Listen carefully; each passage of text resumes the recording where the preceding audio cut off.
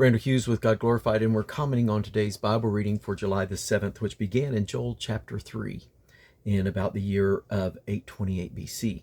And this third chapter has some great hope for Israel, speaking of a time in the future where the nations would gather against them in the valley of Jehoshaphat, it says, and God would fight for Israel. And he said there's been times that they've sold the children of Israel into captivity and misused them and abused them. But the day will come when he will render recompense against the misuse and abuse of his children.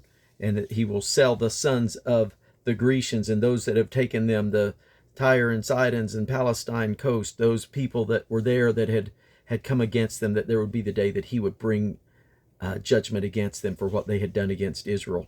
And that he speaks of the restoring of the harvest and the presses being full and overflowing, and the multitudes in the valley of decision, for the day of Yahweh is near in the valley of decision. So it's important for us to make the right decisions.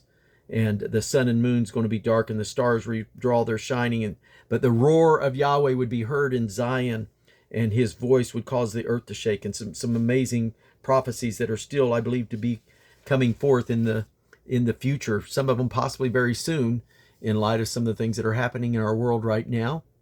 It's very possible that this could be very soon, but there will come a time when he will restore the new wine to Israel, and the milk, and all the rivers of Judah shall flow, and fountains shall come forth in the house of Yahweh, and water will be plenteous, and he will cleanse the blood of Zion that he has not yet cleansed, of those that have murdered and taken the innocent blood of his people. He's going to avenge that.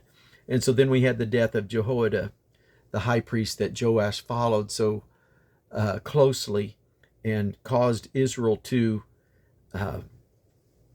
repent, and had a revival during his day under Joash. But then Joash did not end well, in that he killed his son when his son came up and prophesied against them for forsaking the Lord, that Yahweh would forsake them also, and they stoned him. And so just a shame the way that all ended. And then Jehoahaz of Israel died, and his son Jehoash had began reigning with him prior to that, possibly around the year 816, and then about 814 Jehoahaz died, and the single reigning alone began for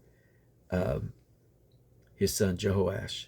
And so it's kind of difficult, some of the names with Jehoash of Israel at the same time of Joash of Judah.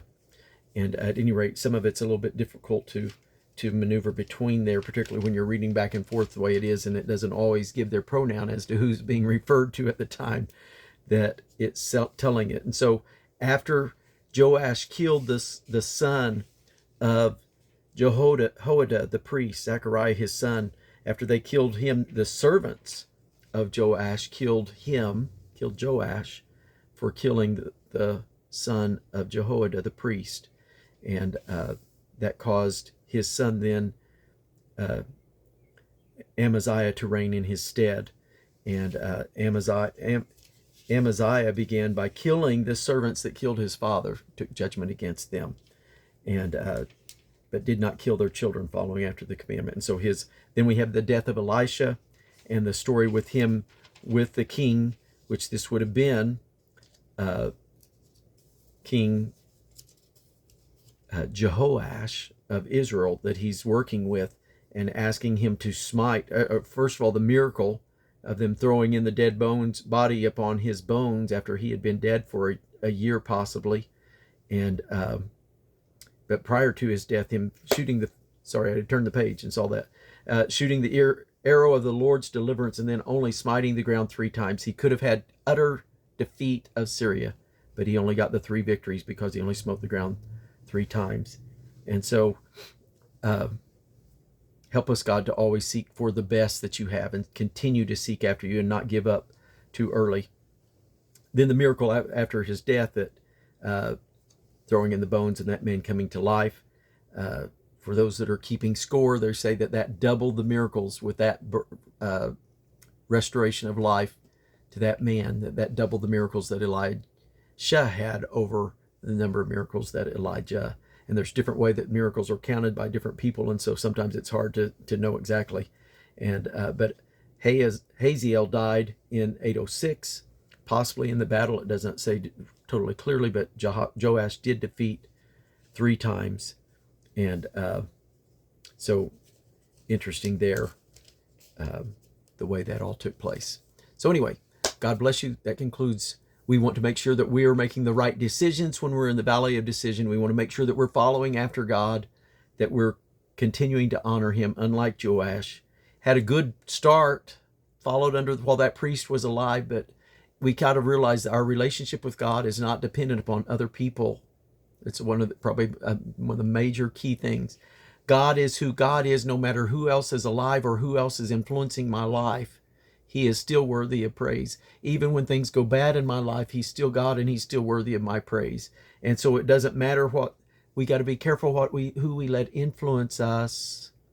Make sure that we're allowing right influences, people to influence us positively for serving God. And that's what happened against Joash, and it caused his demise. I want to be a strong finisher for God, and I want you to finish strong as well. God bless you.